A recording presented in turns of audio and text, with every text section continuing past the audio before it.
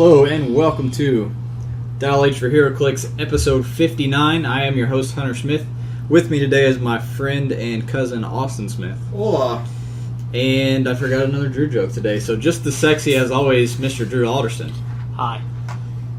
The theme song does relate to our topic today. It's our short format, and today we're just briefly going to talk about the changes that have recently been made to the ROC events, because not only are there a few new rules changes, but there's also some new kits, and so we just wanted to kind of talk about that and then promote our Dial H for Heroclix first annual event at the end of the discussion. We also have a tiny bit of news and some community stuff to get to as well. We're first going to start with the news. As most of you guys have already heard, of course, we've been talking about GenCon here on the podcast for the last couple weeks. Yep.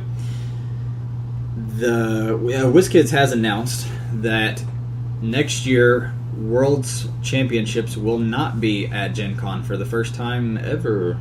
Yeah. Right? Yeah.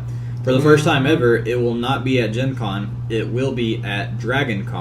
I thought it was Origins. Or sorry, Origins. reading the wrong one. It will be at Origins in Columbus. We're about to talk about DragonCon next. It'll be at Origins, which is 2 weeks. Let me see when Origins usually is. It's like a month. It's June. I think it's between 2 to 4 weeks before Gen Con.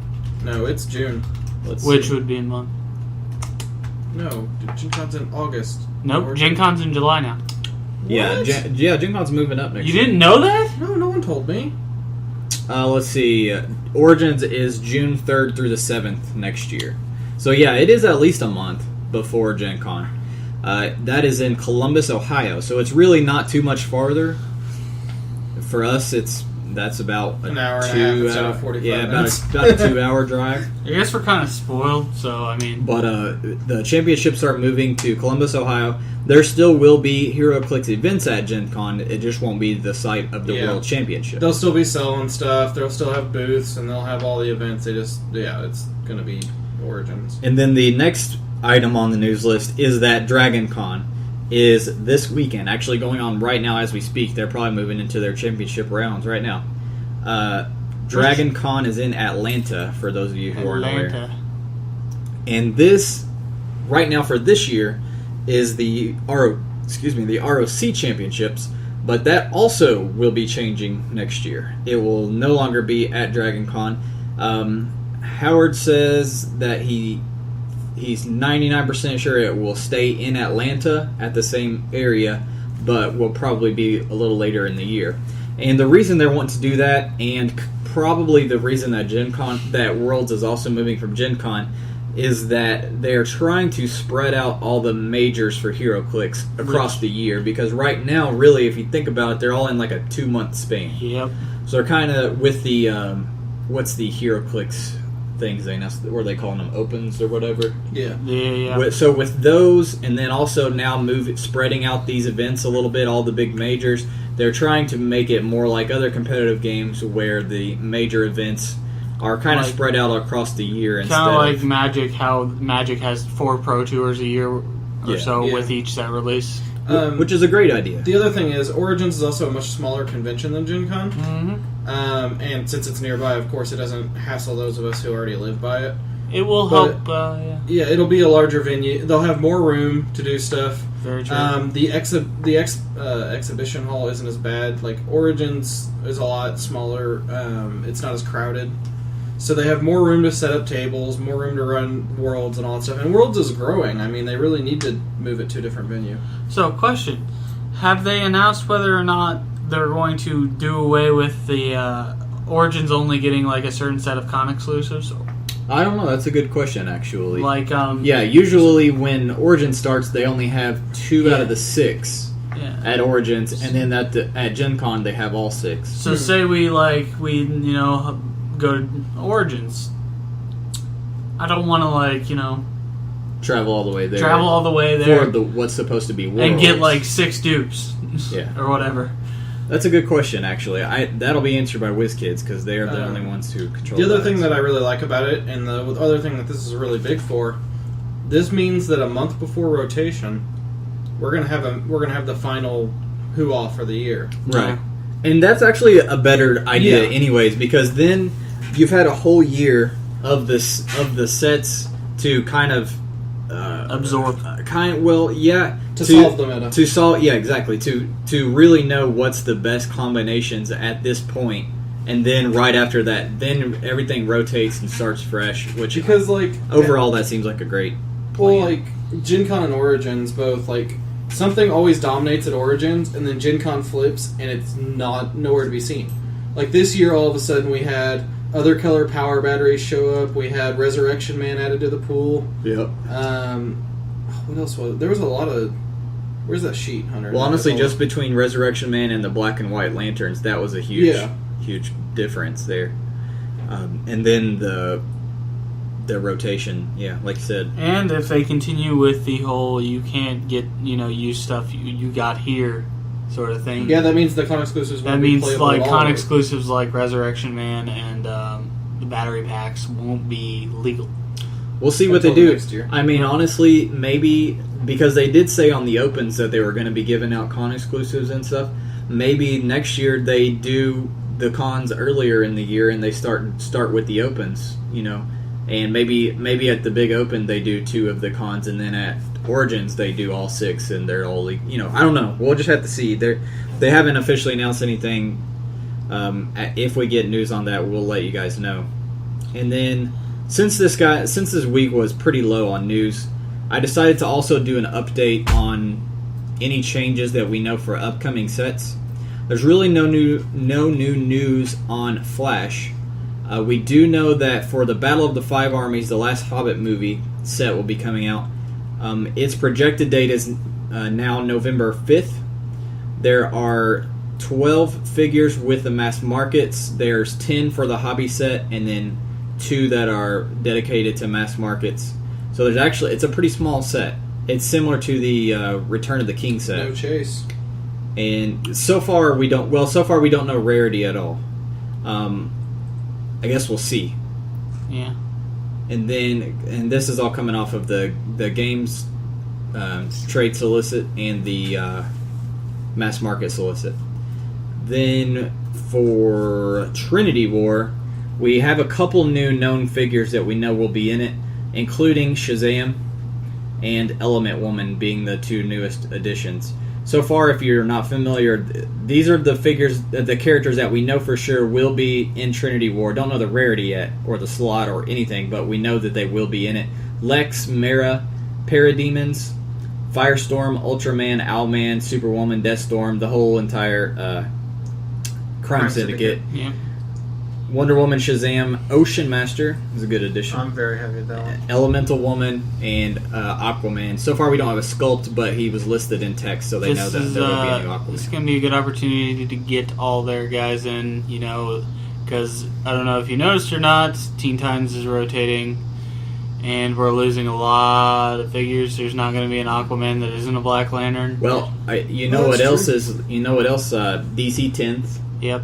is going to be rotating. And Streets of Gotham has some figures that are key too, like Hawk and Dove, that aren't going to be in any other sets. Hawkman, there isn't going to be a modern Hawkman. Well, there already isn't because he was in New 52. Yeah, you're right. I'm kind of hoping we see some more Atlantis figures in this set. I didn't really think about it much, but Throne of Atlantis was kind of a New 52 event. You just depressed me because now I realize there isn't a modern Hawkman. Yeah, there's no Green Arrow either. Sorry, Drew.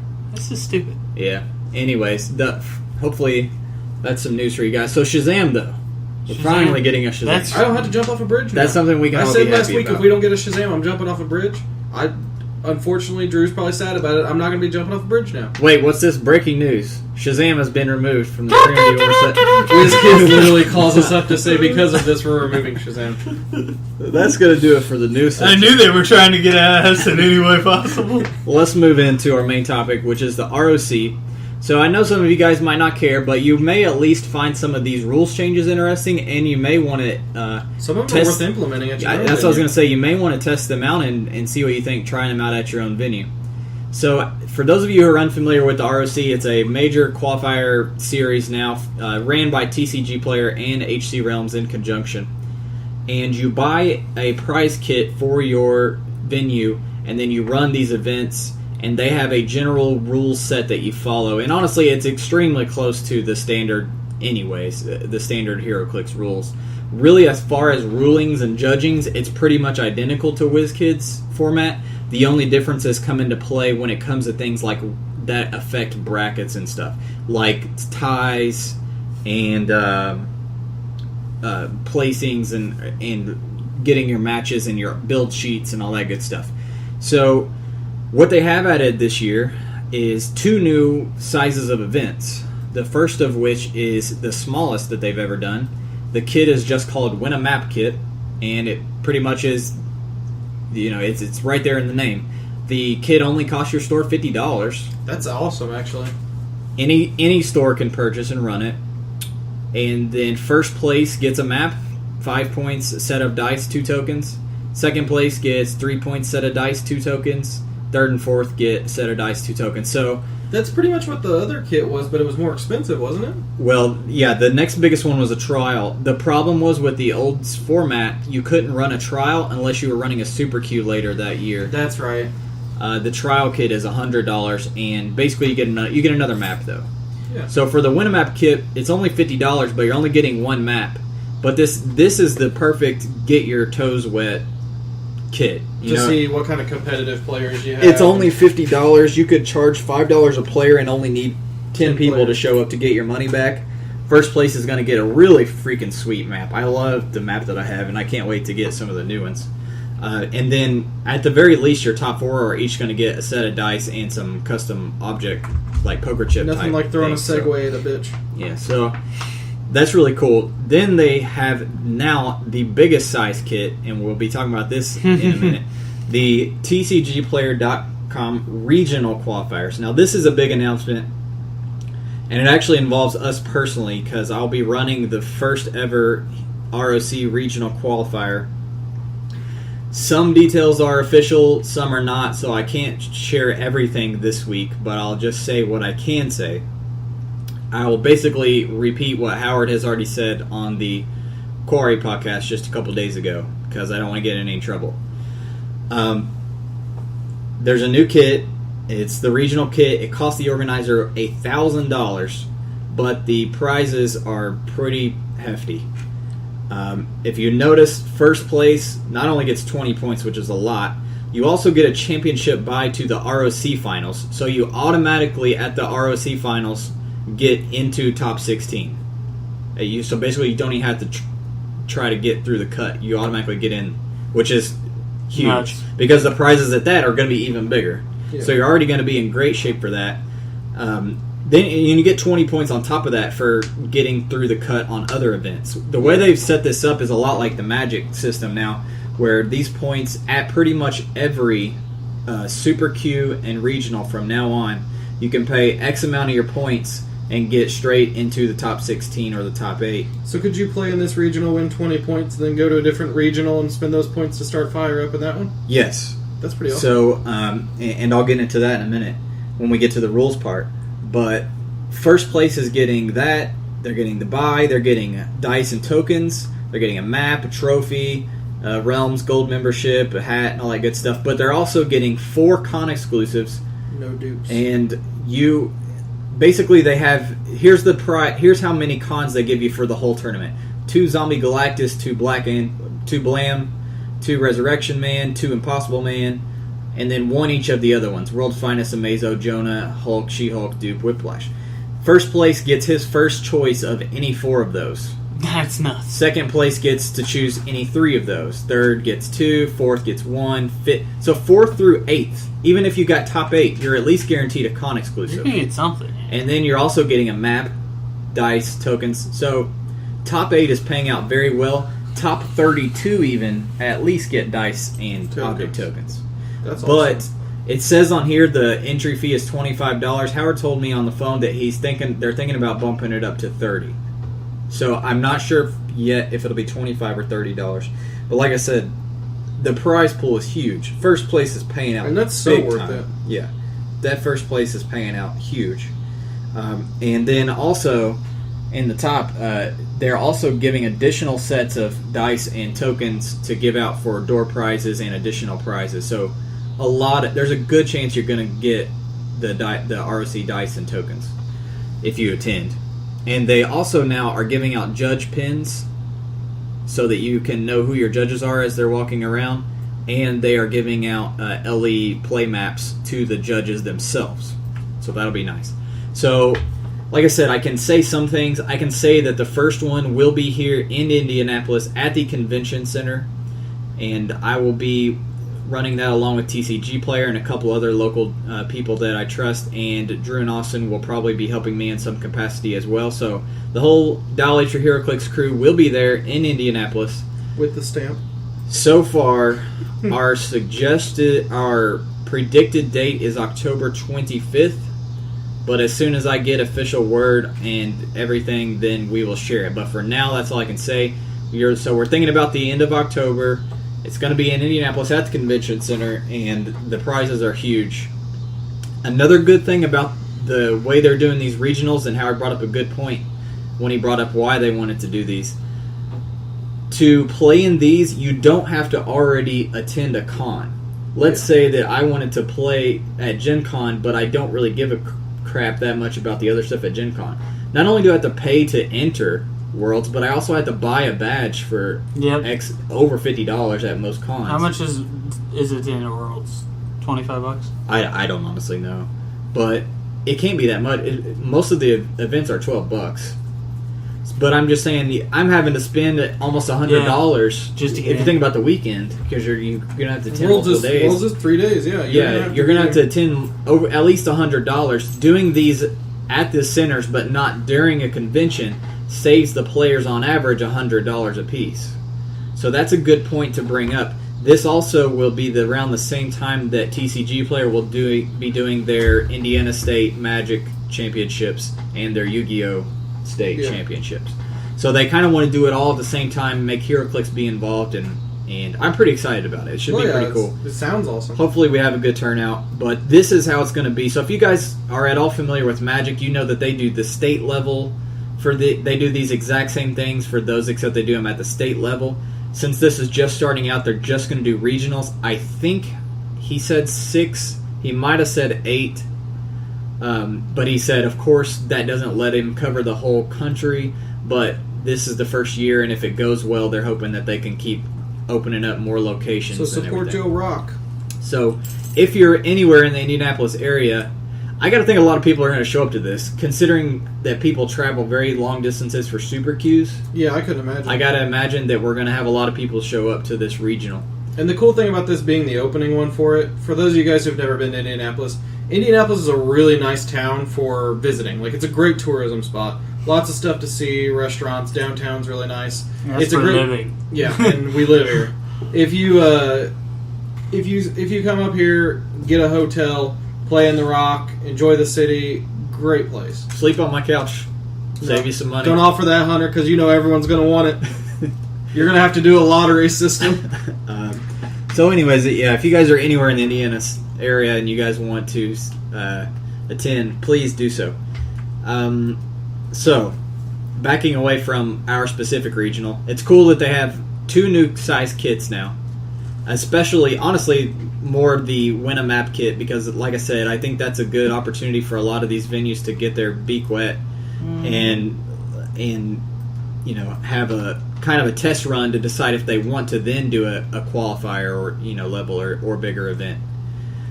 So that's it on the event changes. The seasons have changed. Last year there were 4 different seasons for the formats. This year it's pretty simple. There's only 2 different ones. The different seasons are, let's see here. The first season is 300 points, Modern Age, no tactics, and they have changed it to consider entities a tactic. Okay. So it's Modern Age, 300 points, no tactics, which includes entities for the ROC. That's not official Heroclix jargon. Just the ROC. So at your local venue, if your venue says no tactics, it's still legal in the overall game of Heroclix, but at ROC events that say no tactics, entities will not be allowed. So 300 points, Modern Age, no tactics, no entities. no figure larger than a peanut base. So vehicles are still in play, except pretty much just the cycles. Yeah. That cuts out team bases. Cuts out Ant-Man, or Giant. Well, Giant Man's not modern. And cuts out Colossals for the most part. Yeah, no Anti-Monitor and no Zombie Galactus. Second, and that is from September through March. Wait, did Worlds have that rule in play? Oh, no, because people play Justice League. What am I thinking? Yeah. That's for September through March. Now, if you scheduled your event before these announcements were made, you do not have to go by these. Like, I know our first annual Dial H event on October, is it 15th? 18th, on October 18th, we will actually be having tactics. It'll be 300-point Modern Age tactics. So that's because we had it scheduled way in advance. So basically, you can get grandfathered in, but from this point on, if you're creating an event in that time period, that's what you have to run. After September, it's just straight up 300 points Modern. From April 2015 to October 2015. So it's two halves. It's a lot simpler now. The rounds of play has also changed. You'll have to look at the chart when you run it and see what they suggest for how many players play before you break and eliminate other people. A couple new changes that I really liked, though. The first of all being ties. If two players have a 0-point tie, then they both get a 0-point loss. Really, really like that change. Mm-hmm. Not only does it discourage stalling, it just discourages just playing slow in general. Agreed. Which was a huge problem at GenCon. In fact, from what I've heard, there have never been this many 0-point ties in Worlds history, in the history of Heroclix for Worlds. Like, this year was the most 0-point ties that they had. That's nuts. And that, I kind of talked about it today after when we were coming home. Part of it is there's too many things in the game that you have to worry about that don't include making actions. At the beginning of my turn, I have to declare my entity power, my entity modifier value, what rings I'm going to put on who, and leadership, and then I'm going to perplex this. That's all before I've even done anything. That's like 2-3 minutes before I've even done anything. And you consider that the average match is between 45 and 55 minutes. You're only getting through like 5 turns. Okay, the round timing rule. Did you see that? Yeah, when they okay, didn't know if you were. And that's how it's always been. Well, I think it's cool. When and then you think about that, you're only getting like 5 or 6 rounds each into the game, and then you put into effect the fact that Bizarro can't be killed easily, and he's very popular. Yep. And then you have things like Bizarro Resurrection Man, which is even more unkillable. And then you have things like Iron Pharaoh, who can just stay away the whole time and barrier in. And you're talking about events that just take too long to play. The game in general takes too long to play right now. That's kind of a problem with the overall game, period. But this will at least help solve that on a play level. Each player will be ready, on their toes, thinking about what they're going to do next turn. And be a little more aggressive. And be a little bit quicker with their actions. Because neither of you wants a 0-point loss.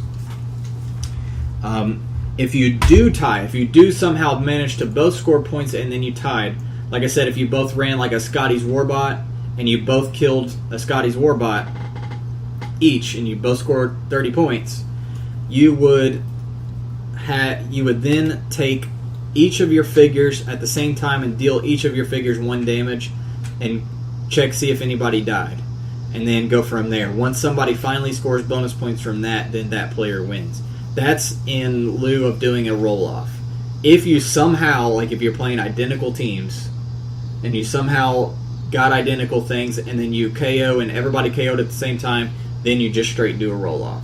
So chances are you're not going to roll off at all anymore, and like I said, if you get 0-point ties, it's automatic losses for both players. I really like both of those changes. Yeah, I honestly want to start doing both of those at our local venue and see how it goes, but we'll see. We don't have a lot of ties, though. That's right. That's true. We very rarely have ties, and we extremely rarely have zeros. I don't think we've ever had a 0-0. No, I don't think so. That I can think of. Austin was bringing up this. This has been in play for a long time, but this is something else you may want to enact at your venue if you don't already.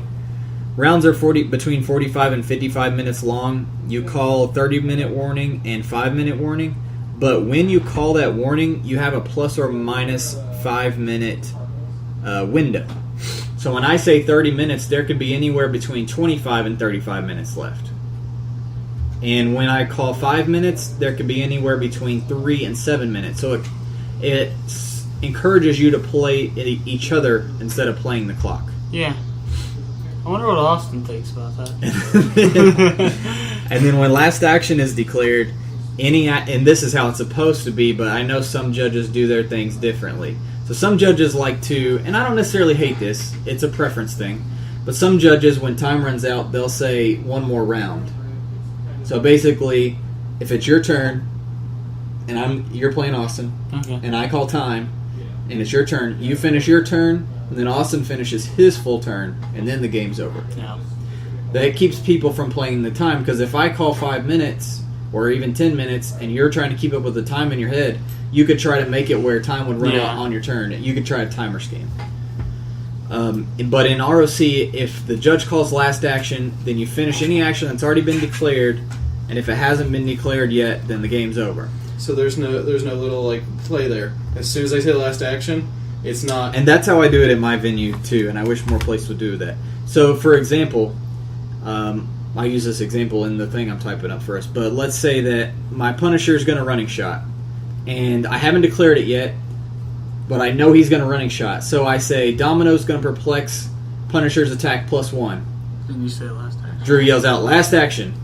That was I cannot do my running shot. I have not declared running shot yet. Yep. I'm preparing for it, but I haven't declared it yet. As soon as he calls last action, if I haven't said the words Punisher's going to running shot, then I don't get it. It's over. So that's how it's going to be at ROC. I was going to say, the rule about the modifier on the time where it's plus or minus 2 minutes or whatever on the announcement, and the last action calls being very direct, I love that. Because as they say on there, players should be playing each other, not the clock.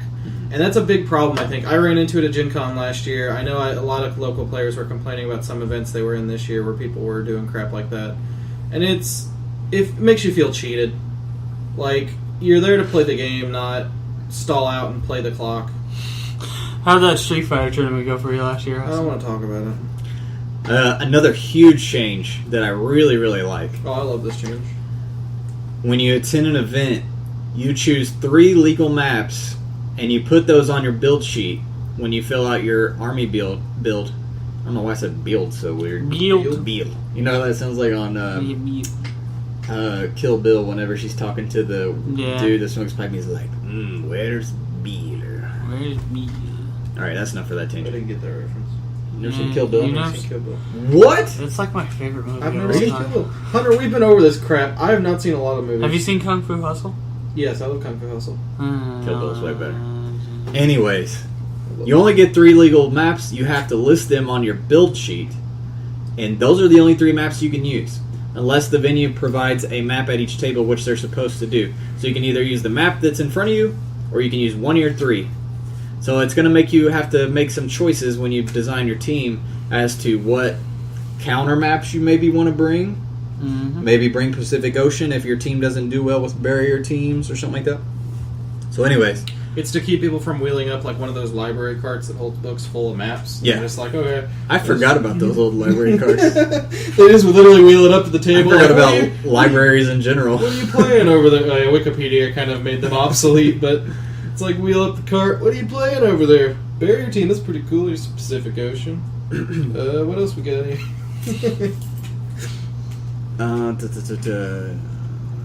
And the map in this case only consists of one side of a double-sided map. So so so have to. if I bring my ocean map, I can't choose the other side. If I Unless listed you wrote it on your ocean, build sheet. yeah, That's unless it's on my cheeky. yeah.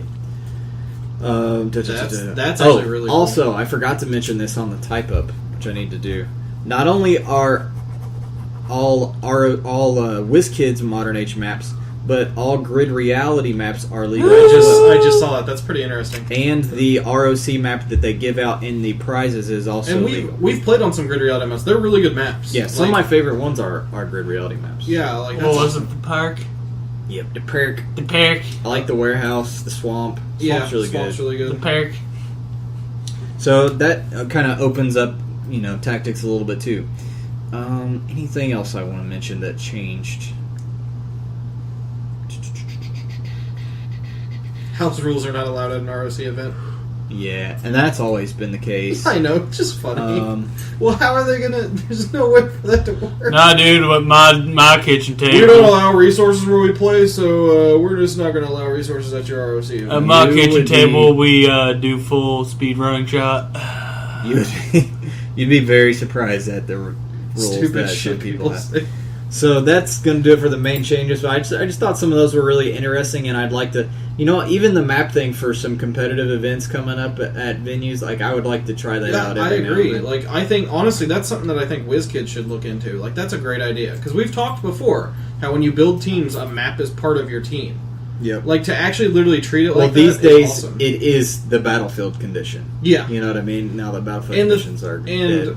As I was kind of joking at the whole library card thing, but I mean, I carry 30 maps with me in my backpack. I was just thinking today, I had 55 maps. I was like, I got to clean out this backpack. I know, I can't fit anything. I gotta get my dupes out of there. And I sit and I flip through until I find a map that counters my opponent's team. Usually, I mean, like, it's a valid strategy, but I like that because it also, we've talked before, maps either help you or hurt your opponent, or a little bit of both. Like, you kind of have to decide: is there a team that really shuts down my team? Should I build or should I make sure I have the counter map for it? Or do I pick one that makes me better? Plus, if I'm playing casual events, I always like having a lot of maps because I can just randomly pick one and then be like... That's always fun. Map lottery. And be like, I finally get to play Amazing Spider-Man Bell Tower. I love Bell Tower. Moving into community. Battering scored a perfect 30 on the last week of Dial Design Month, August. Took him long enough.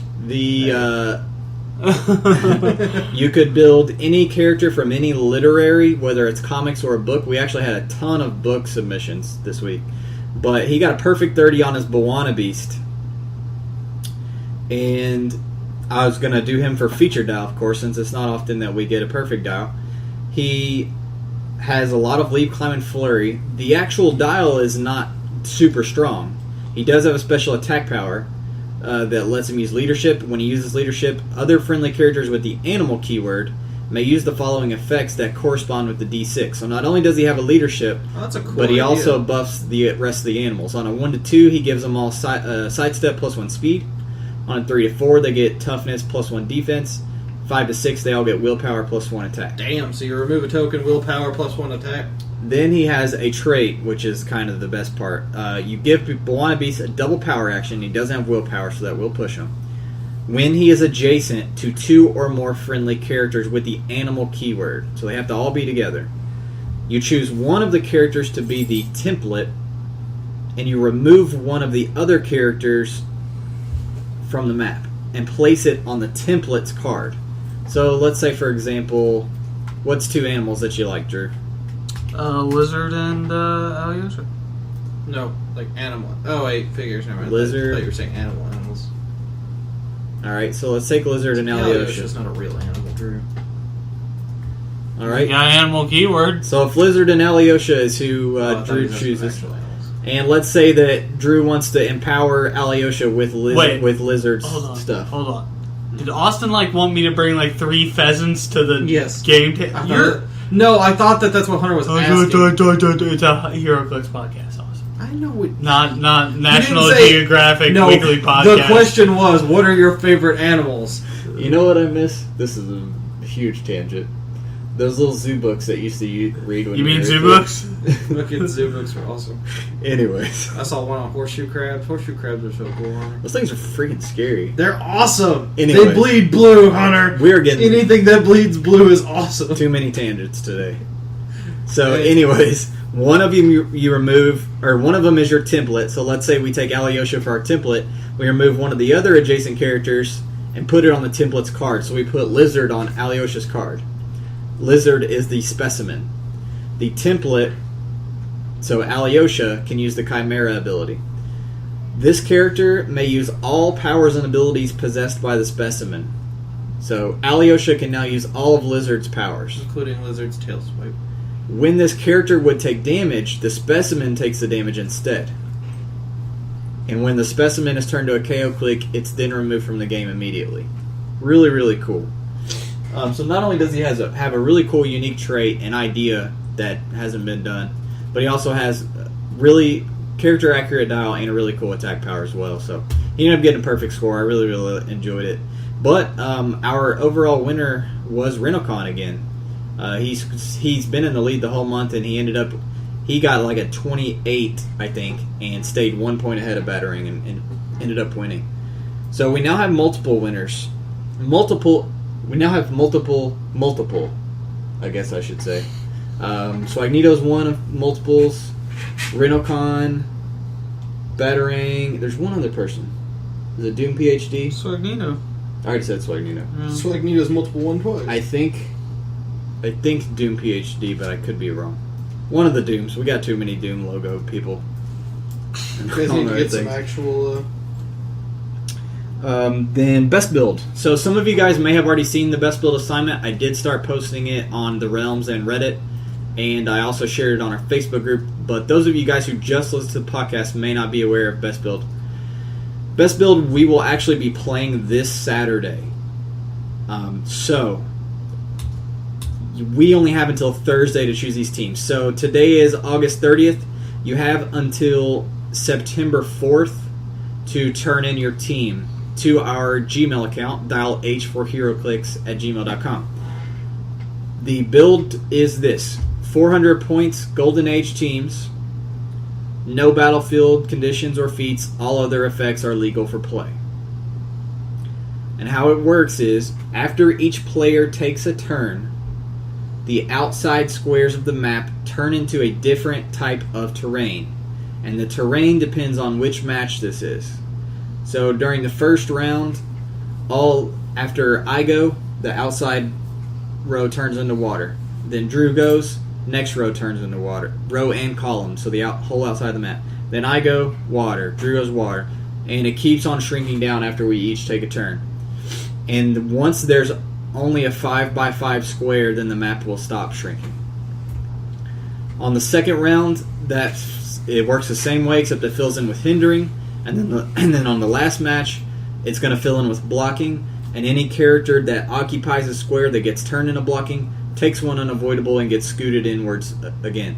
So if your character got stuck with 2 action tokens at the wrong time, they could effectively end up taking 1, 2, 4 unavoidable damage before they get cleared and can do anything about taking the thing. So it should be good.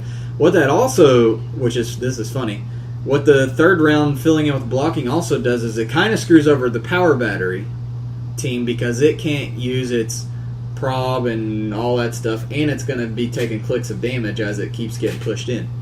So, and pretty much every team we have so far involves the power battery. So you guys may not want to do power battery teams for this event. They'll be okay for the first 2 rounds, but the third round they're going to get hosed pretty bad. Anyways, if you'd like to read all the details again for yourself, you can check this out on Realms or on the Heroclix subreddit, and I will have both of those URLs pasted in our podcast description. I'm going to give a quick hint. If you want Drew to pick your team, make sure Sphinx is on it. Sphinx. I desperately want to play Sphinx. We do have one that's just a straight up 400-point zombie Galactus, if anybody's interested in that. I don't think, do we even have a zombie Galactus? Yeah, I have one, and he's really good at 400. Yeah, he's really I think 400 is his best dial. I'm not going to lie, that one's tempting me, Hunter. It is really tempting me. So anyways, that's the best build. You guys have till Thursday. Send them to our Gmail account or post it on the Realms thread or the Reddit thread. Let's get into some mailbag. Let's see what we got this week. And it's been a while since I checked our Gmail account, so let's go to Facebook first while my Gmail's loading up. We have a new message. Stephen Hannon. Hey guys, I had a comment and question for the show. Uh-oh. There are a few things I would love to see with... didn't we read this one? No. Okay, similar one. We were talking about it. Yeah. There are a few things I would love to see WizKids implement. One would be an Injustice League ATA. No, we did read this. Why does it say new? Because I got the flyers.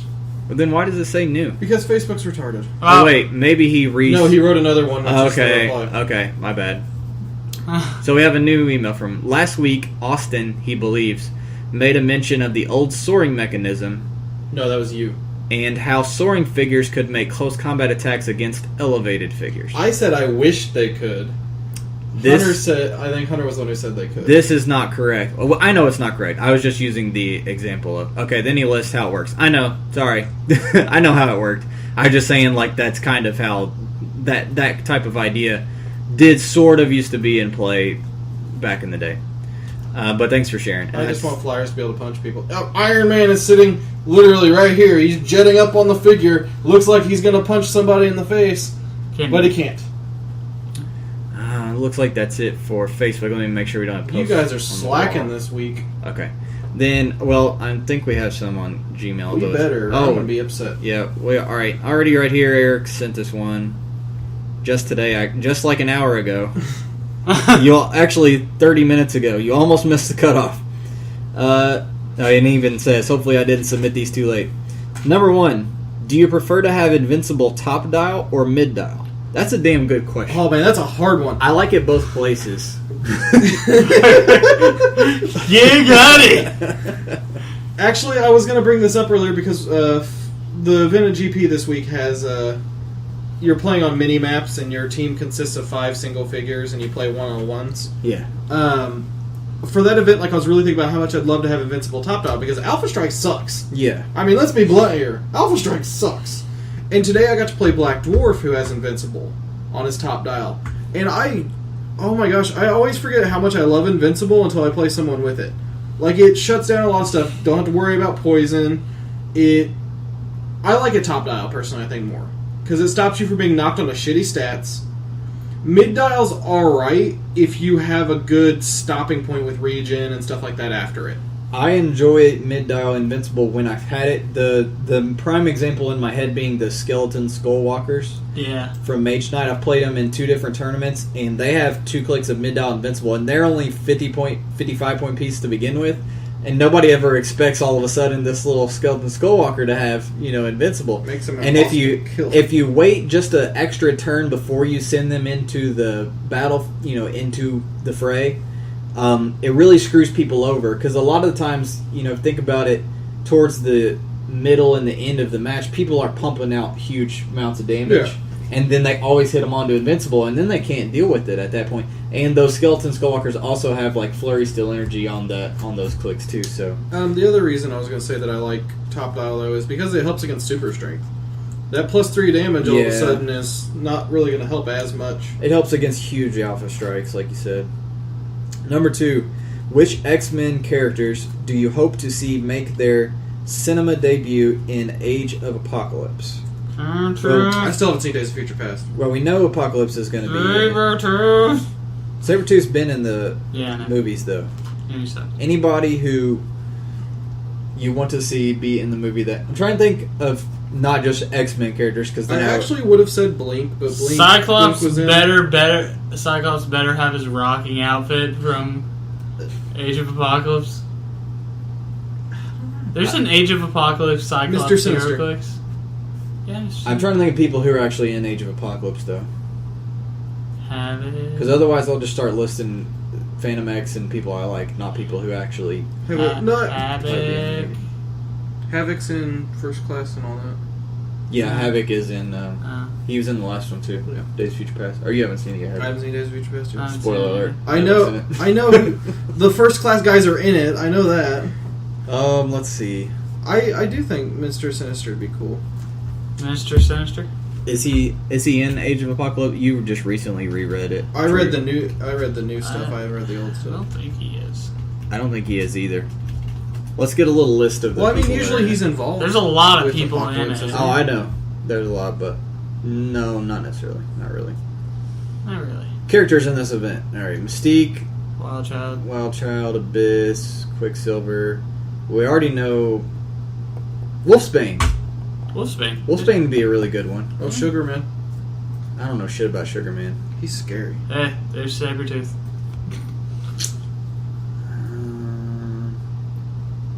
Silver Samurai's already been in a movie, technically, even though that really wasn't A movie. Silver Samurai. Yeah. I kind of like that movie. You didn't like it? Okay. I haven't seen it yet either. Wolfsbane would be a really good one. I really like Wolfsbane. Wolfsbane, Shadowcat been in it? Yeah, she was in one of the old X-Men movies because I remember her running through a wall and carrying somebody, one of the kids, with her. She was a kid. It's probably like X2 or something. I think Kitty it was Pryde? X2. Yeah, Kitty. I thought she. No, Shadowcat is Kitty. Shadow King. No, I mean I thought she. Hellfire was Ghost. Oh, Shadow King. Yeah. Yeah, definitely. Yeah. You know, he could be really badass anyways. Yeah, Like, yeah, in a movie, they could do his whole Yeah. power set really cool. How about Professor X? Has he been in an X-Men movie? I think so. Oh. God. Is there one that he hasn't been in? X3. Patrick Stewart has been in everything. He's in X3. Is he? He gets killed. Doesn't he? Yeah. Doesn't he get killed in X3? Yes. I don't know. That movie's terrible. He transfers his. He dies in the beginning. We're gonna clarify this shit because people like to keep arguing about the fact that Patrick Stewart shows back up in Days of Future Past or Professor X. And they're like, where the hell did he come from? If you watch the after credit scene of X3, it blatantly shows where he came from. Just because you people didn't watch the after credit scene doesn't mean it didn't happen. Yeah, but they're not supposed to be related. Yeah, they are. I thought they said that the new set of movies were supposed to be. They are separate. different, but Days of Future Past ties the timelines, so it still finishes off of that. You know what? It's an X-Men timeline thing. It's fucked up regardless. I was gonna say, you know what? They successfully have replicated the X-Men formula because the whole thing is fucking confusing as shit. It makes no sense Exactly. chronologically anyway. So you think you've successfully created X-Men comics? So good This job. is true. I mean, like, I give him so much shit, but now that I think about it, I love X-Men, but god dang it, it's impossible to keep up with everything. God, Age of Apocalypse is so good. I was gonna say Bishop, but he was in the last yeah, I one was about too. to say that Bishop too. was in the last one. Honestly, they've done most of the important guys, most of my favorite guys too. Number 3. How could Austin possibly thinks that Cheez-Its and chili are better than Fritos? I don't know. Get the fuck out of here. I'm pretty sure he's Get gay. the fuck out of here. I'm pretty I'm sure done. he's gay. Number 4. What are your top 5 generics from Guardians? Oh, shit. Good question. Let's pull some of them up. That one's painful. I'll tell you right now, Alpha Primitives are up there I second that one. for sure. They're so good. They're so good for their points. Alright, we have Chitauri, who's not bad. This guy is really good. I use him in Royals. Chitauri War Leader is well worth his points. He can use Outwitted or Perplex, and he can use it again if the person that he targets gets KO'd. Is that right? No, if No, you wait, use leadership to remove a token from Sorry, I'm thinking of the other person. He's leadership. And uses it twice if you use leadership to remove an action token. Oh no, if he and uses it twice if he Sorry, this isn't the guy I'm thinking of. from a character with Chitauri keyword. So all he has to do is remove a token from a Chitauri to use. This guy is good for his points. He's not the one I was thinking of though. Oh. So we got Chitauri War Leader, Creep Private. I have not used yet, but he is pretty solid for He's his pretty points. Raptors, Raptors are pretty good for their points as well. Space Knights. Austin definitely likes Space Knights a lot. And they do have a really good top down for They do. 75-point figure, running shot, psychic blast. 6 range. Just Indom. as long as they don't get Indom and invulnerability, It's and pretty they fucking ignore good. hindering. Dude, I think even them getting hit is pretty decent. Let's put them to the side because they are really good. Icons Yeah. is not a generic, I don't think. Nope. Dire Wraiths. Dire Wraiths are pretty good. The Queen is better. The Queen is fucking nuts. The Queen has a shape change, and if she rolls a 1 to 2 once per turn, you can re-roll it. Yep. Then she has another trait that gives her Psychic Blast 24/7. Oh, by the way, she has Energy Explosion. And so Psychic Blast, Energy Explosion. That ain't good. Oh, wait, no, that's good. When she KOs an opposing character, place that character on this card on any click. She and friendly characters named Dire Wraith can use any standard powers that character possesses. That is fucking good. Any. So not only does she get any power, but she gives it to all her little buddies too. You know what I want to do with this bitch? She's one of the best generics, period. Or I don't know if you consider her a generic. But still. I don't know if she is, but even if she's not, she still gets on Play the a list. Dire Wraith team and give her Doc Ock arms and just fuck everything up. I don't care if she is a generic. She somehow is so good that she makes her way onto this list. And honestly, the generic Dire Wraiths are pretty dang good too. Yeah. We got Spartoy Elites. They're pretty solid for their point Pretty value. solid. 33 points. Regillian Colonizers. I like the Regillians. Badoons. The regular Badoons are okay, but not that good. The Brother Royal is who I was thinking of. Yeah. This is who I was thinking of. Brother Royals are pretty solid for their points.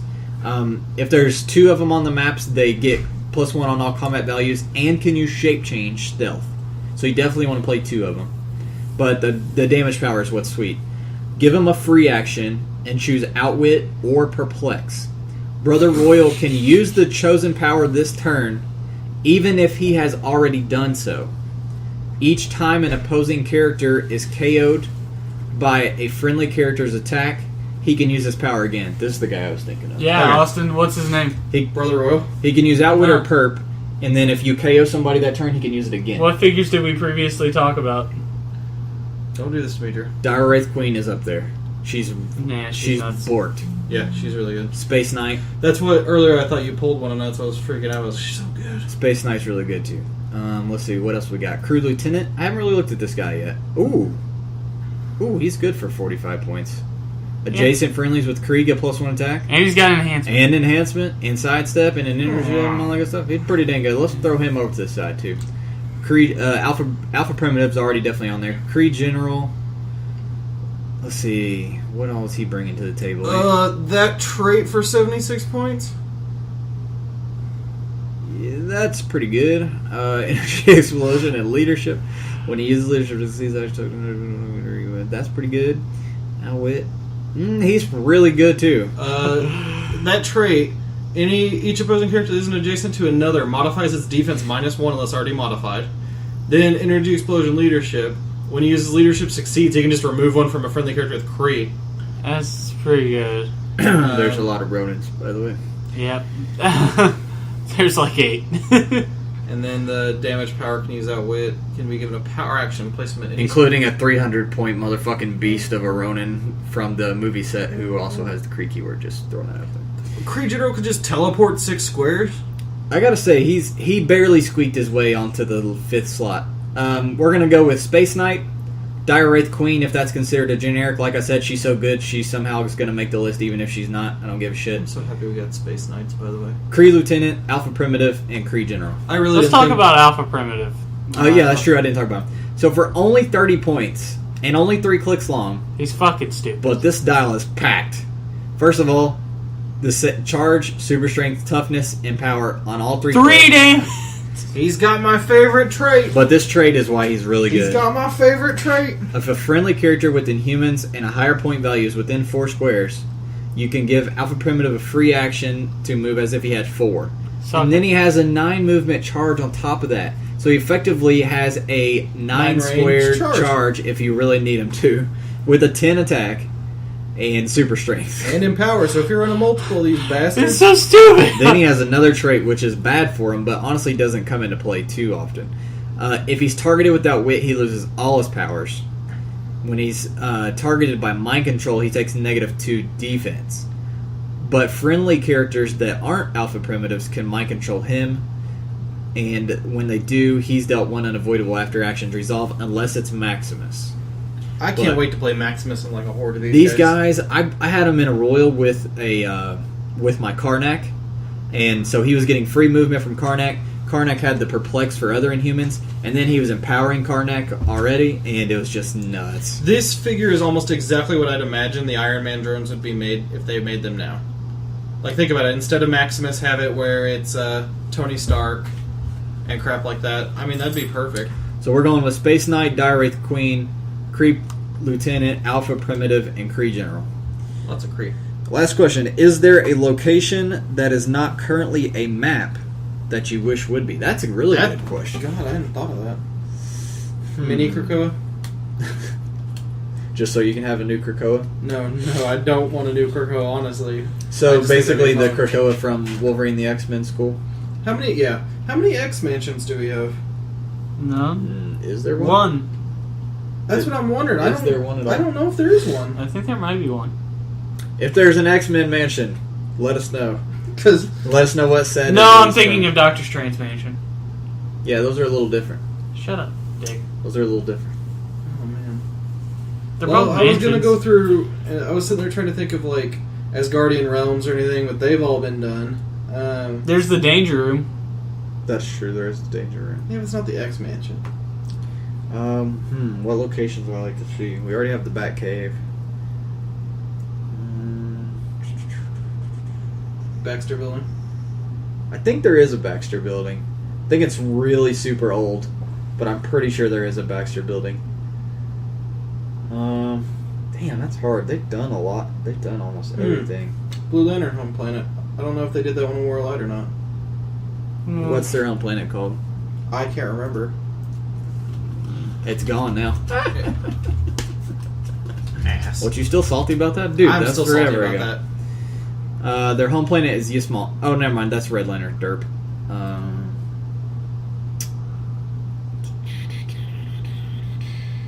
Yeah, I think it just said Odom. Where? It says bases Elpis, formerly Odin.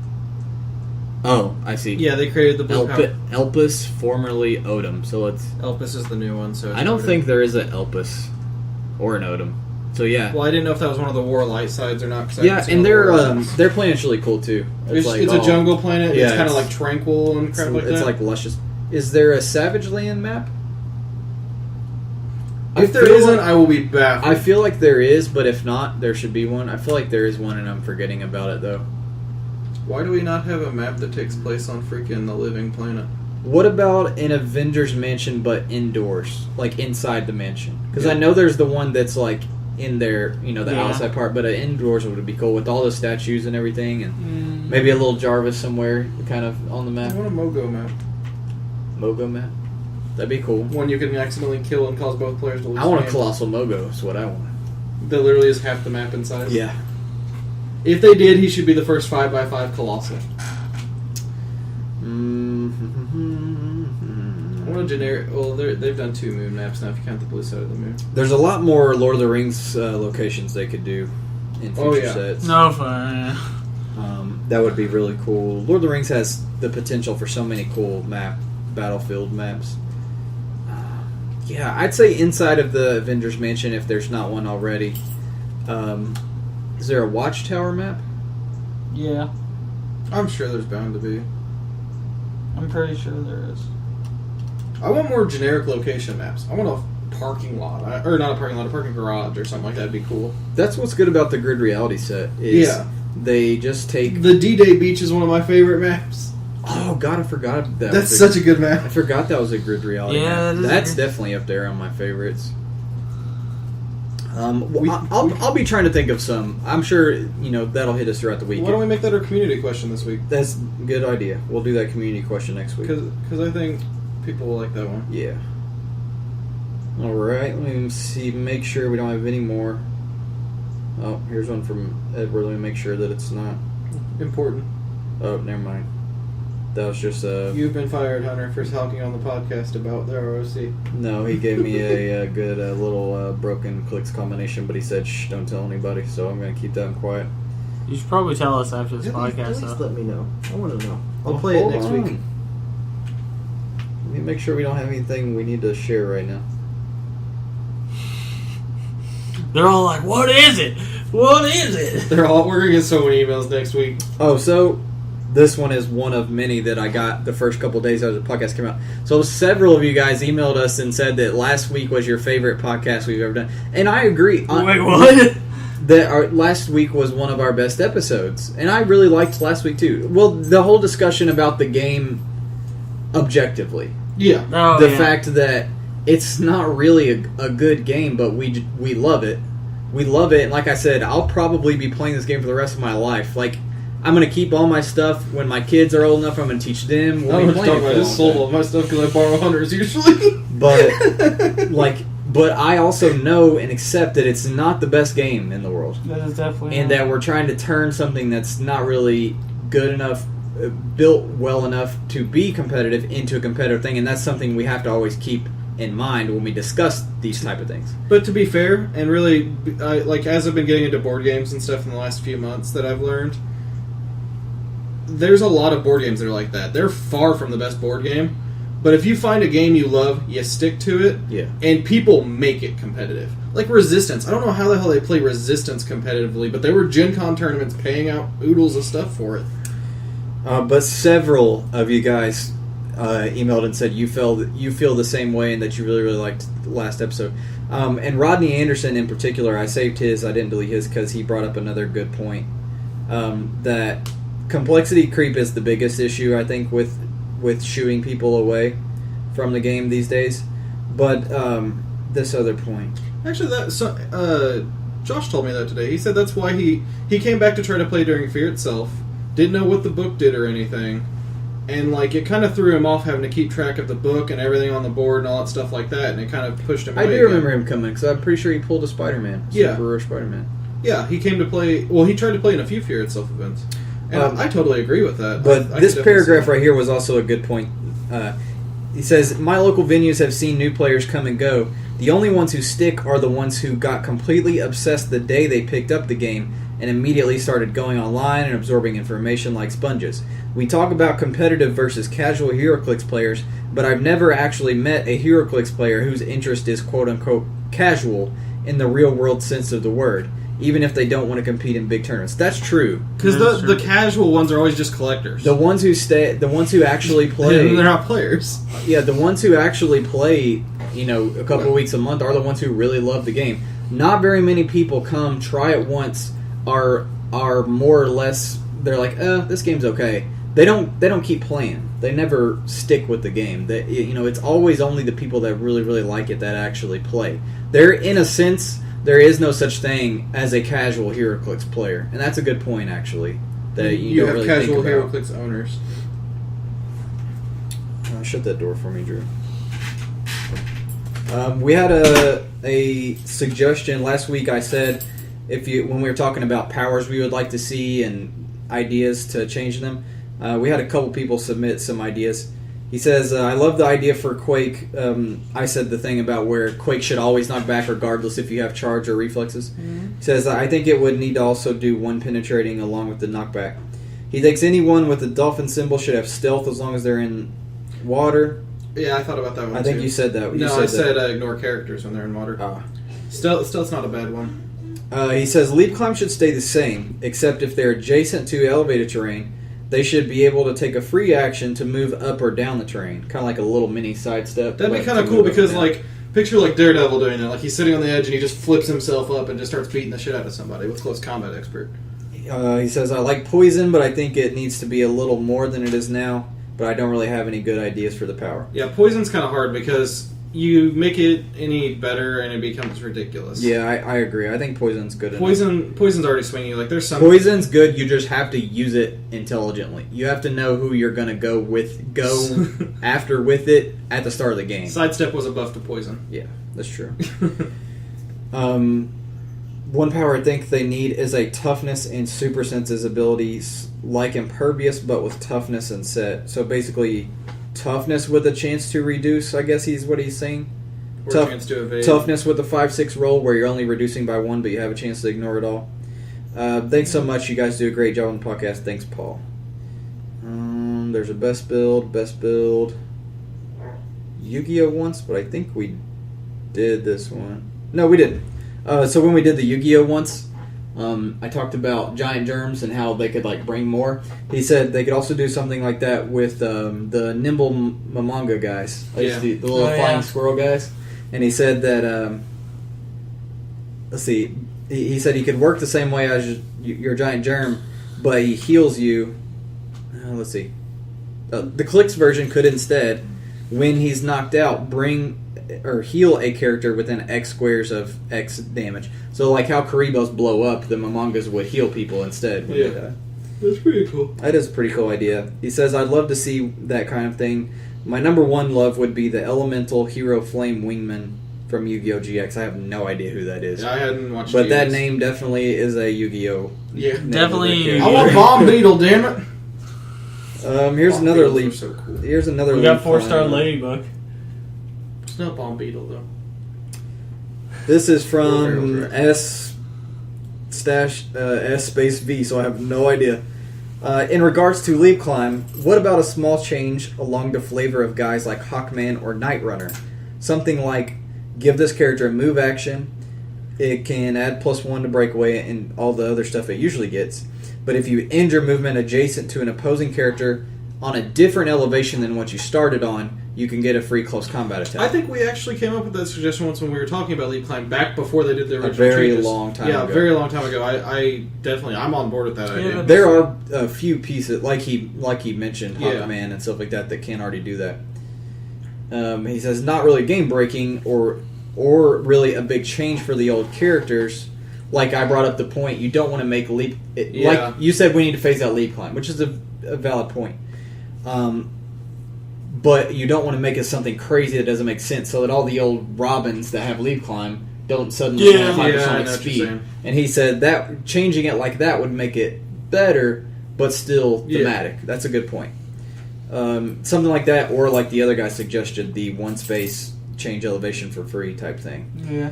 What do I think? Oh, it's dump stat. Yeah, we agree, dump stat. And thanks for Did he doing say our attack design. or action? If he changed attack, the elevation, not then action. it should Okay, make it I was attack. Yeah, he put attack. Okay.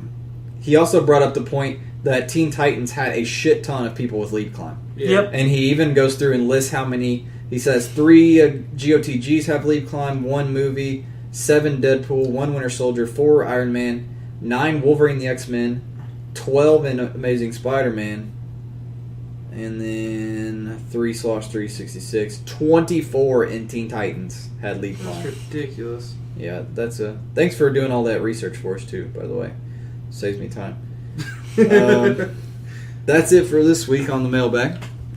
So before we sign off, I just want to remind you guys again How awesome we are. how awesome that we are We know. and that you are. But thank you anyway. But remind you about our ROC coming up that we are personally hosting. It is at our venue in Indianapolis at the Dugout. Hey, Hunter, how many prizes we giving out at this thing? I'm giving out a lot of my clicks that I own. So Who's let me find it here. The date is October 18th. I put on there from 12 to 6. It's going to be more like 12 to 7. The actual matches will not start until 1 o'clock, but we will be giving out a ton of door prizes. In fact, the door prizes are far and away better than the actual competitive prizes that I'm giving out. So that's going to encourage all of you guys, even if you're not a super competitive player, to come out, have some fun, meet some new people, and play some games. But like I said, the matches don't start till 1. But if you turn in your build sheet before 12:30, then I will put your name into the drawings for the door prizes in extra time. So it's incentive to you to be there on time and to turn things in early, so that helps me get your stuff in early, and it helps the whole tournament go smoother, and it's an incentive for you so that you have a better chance at getting door There was prizes. a guy on Reddit talking about how he really wants to win your Thanos, and I told him, I was like, I'm going to bring a Sharpie, and if you win it, I'm going to make Hunter sign it. So if you win one of Hunter's figures, I am giving away some of my chases and super rares and money figures. Like, we will make him sign them. Their cards. nobody Sorry. wants me to sign their shit. Come on. It'll be awesome. Drew can value stamp it for you, though. But they're not As valuable. long as it's none of the fucking Hulk chases, those are not valuable. Anyways, the actual event starts at 1, but you guys should start showing up around 12. Poor Hulk chases. Bring me a Hulk chase, see what happens. Format is 300 points, modern age, and there are tactics in play. All legal modern age tactics are in play.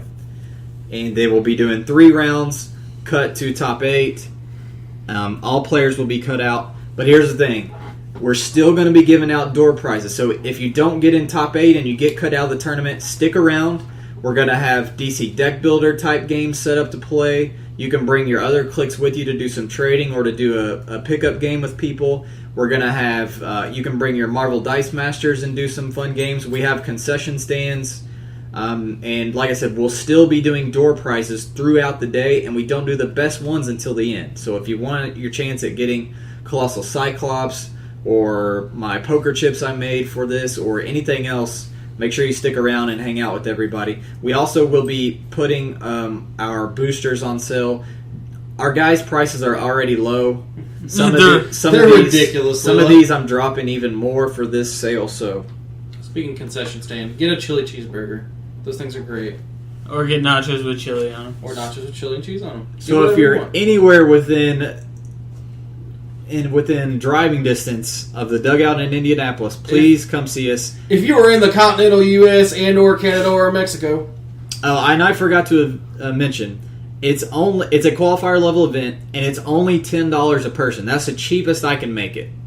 So I just need 20 people to show up for me to get my money back on the prize kit. And any more people who show up after 20, your $10 is going right into me buying more boosters for prizes. So this is all about you guys. It's all about prizes. Where the store is not going to profit anything. In fact, after the sales and everything, I'm pretty sure I'm probably going to lose money. Well, we might make it back on the concessions. So there you go. Buy so many chili cheeseburgers. James is insane, basically.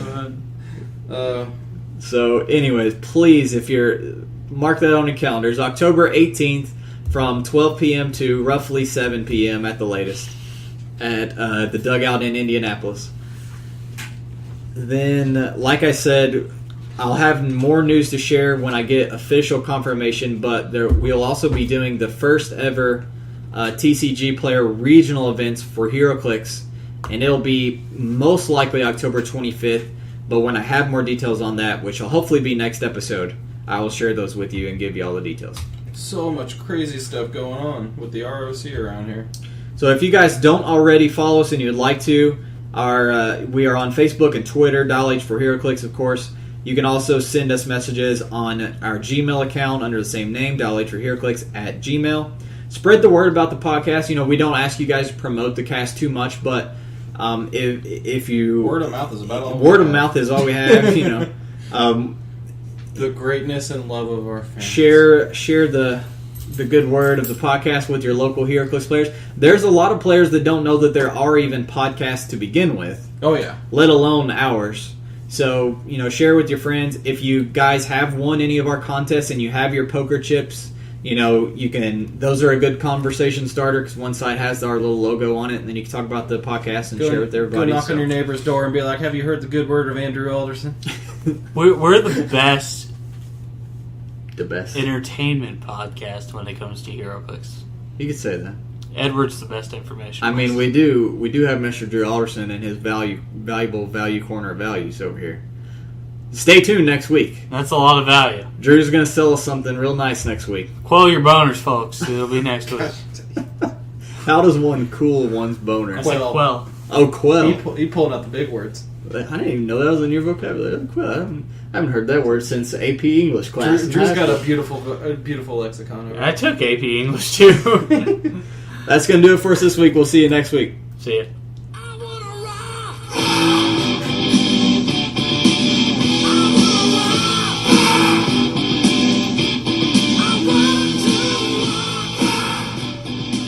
I assume that song's not up to your. Austin has the worst white guy dancing back here. If you ever come to come to the ROC, so Austin can do his terrible I'm not fucking dancing dance. for anybody.